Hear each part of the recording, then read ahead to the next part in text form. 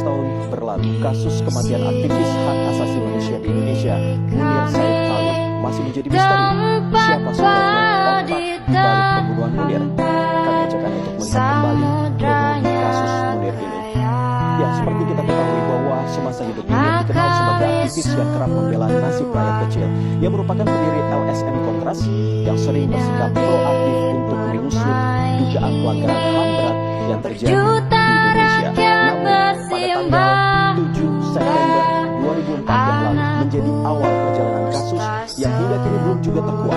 Munir meninggal di dalam pesawat yang menuju Amsterdam, Belanda dengan menggunakan pesawat Garuda nomor GA974 dan sedianya Munir berencana untuk kuliah di Universitas Utrecht yang ada di sana. Dan Munir meninggal dalam usia 39 tahun.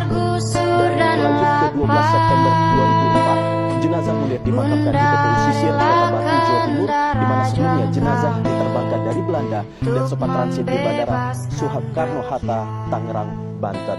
Lalu selanjutnya, 11 November 2004, pada tanggal inilah institusi forensik Belanda membuktikan bahwa Munir meninggal akibat racun arsenik dengan dosis yang cukup fatal. Berlanjut ke 18 Maret 2005, di mana Mabes Polri ini akhirnya menetapkan Polikarpus Budihari Priyanto, seorang pilot maskapai Garuda Indonesia, sebagai tersangka pembunuh Munir. Dan ia pun ditahan di rumah tahanan Mabes Polri. Dan berlanjut ke 5 April 2005, Polri menetapkan ada dua tersangka, yakni dari kru Garuda, yang ditetapkan menjadi tersangka oleh Polri, di mana di sini adalah Udi Irianto, ia adalah kru dari Pentri, dan juga Yeti Susmiarti yang merupakan adalah pramugari yang pada saat itu bekerja di Garuda Indonesia dan memang bertugas di atas pesawat. Dan kita berlanjut pada tanggal 23 Juni 2005, di mana rekonstruksi kematian Munir ini dilakukan secara tertutup di Bandara Soekarno-Hatta, Tangerang, Banten.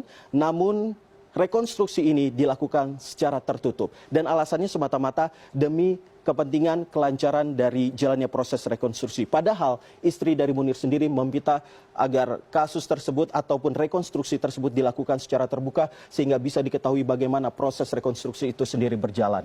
Dan kita berlanjut pada tanggal 9 Agustus 2005. Polikarpus didakwa melakukan pembunuhan berencana dan motifnya dalam membunuh Munir adalah demi menegakkan NKRI karena Munir dinilainya banyak mengkritik pemerintah.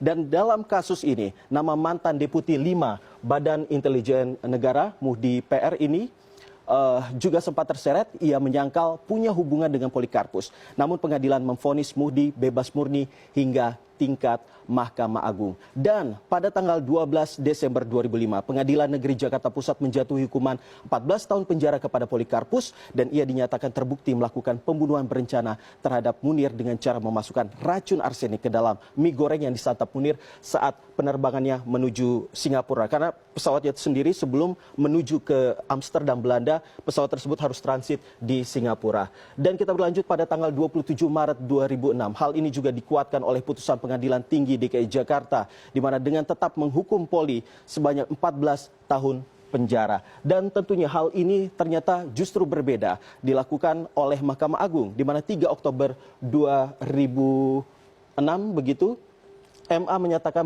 bahwa Polikarpus ini tidak terbukti melakukan tindak pidana pembunuhan berencana terhadap Munir dan Poli hanya terbukti bersalah menggunakan surat dokumen palsu untuk perjalanannya.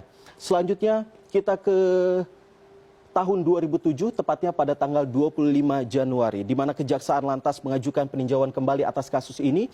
MA pun akhirnya mengabulkan dan Polikarpus divonis 20 tahun penjara. Selanjutnya pada tanggal 28 Januari 2010, MA mewajibkan Garuda Indonesia ini memberikan ganti rugi kepada Suciwati, yakni istri Munir, lebih dari 3 miliar rupiah. Selanjutnya pada tanggal 28 November 2014, Polikarpus dinyatakan bebas bersyarat. Total Poli mendapatkan remisi berlimpah, yakni ada 4 tahun, 6 bulan, dan juga 20 hari. Lalu 10 Oktober 2016, penggiat HAM pun tidak tinggal diam. Kontras pada 10 Oktober 2016 mengajukan sengketa informasi hasil penyelidikan TPF kasus Munir kepada Komisi Informasi Publik, dan Kontras meminta pemerintah untuk mengumumkan secara utuh hasil penyelidikan tersebut. Dan permintaan ini dikabulkan oleh Komisi Informasi Publik.